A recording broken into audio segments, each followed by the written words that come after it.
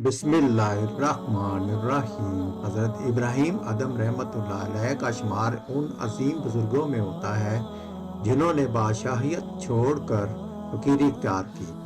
एक दिन दरिया के किनारे बैठे अपनी गुदड़ी सी रहे थे, वहाँ से एक वजीर का गुजर हुआ। उसने हज़रत इब्राहीम अदम रहमतुल्लाह अलैह को इस हालत में देखा तो बड़ी हैरत का इज़हार किया और कहने लगा कि किस कदर अजीम सल्तनत के मालिक हैं और फकीरी को इख्तियार कर रखा है। बादशाह होकर फकीरों की तरह गुदड़ी सी रहे हैं, जबकि उधर उनके ना होने से सल्तनत बर्बाद हुई जा रही है। हज़रत इब्राहीम अदम रहमतुल्लाह अलैह ने कशफ के जरिए उसके दिल की बात मालूम कर ली और उसको अपने करीब बुलाया। वो वजीर आपके करीब आया तो आपने उससे फरमाया, तूने अपनी समझ के मुताबिक बात की है। उसके बाद आपने अपनी सुई दरिया में फेंक दी और फिर बुलंद आवाज से पुकारा कि मेरी सुई मुझे वापस दो।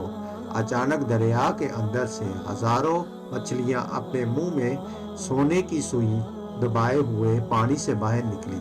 हजरत इब्राहीम अदम रहमतुल्लाह अलैह ने फिर आवाज दी, ऐ अल्लाह, मुझे सिर्फ मेरी सुई चाहिए। चनाचा उसी वक्त एक दूसरी मछली बरामद हुई जिसके मुंह में हजरत इब्राहीम अदम रहमतुल्लाह अलैह की सुई थी।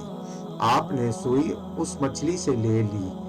उसके बाद आपने उस वजीर की तरफ तवज्जो करते हुए फरमाया कि ये बादशाही अच्छी है या वो हकीर सल्तनत की बादशाही। फिर खुद ही फरमाया, यकीनन ये बादशाही हकीकी बादशाही है और सबसे अच्छी है। ये सुनकर और देखकर वजीर ने माजरत की और अपनी राह चल दिया। सुभान अल्लाह। इस्लामी वीडियो अच्छी लगी हो तो लाइक, शेयर और चैनल को सब्सक्राइब जरूर कीजिएगा। शुक्रिया।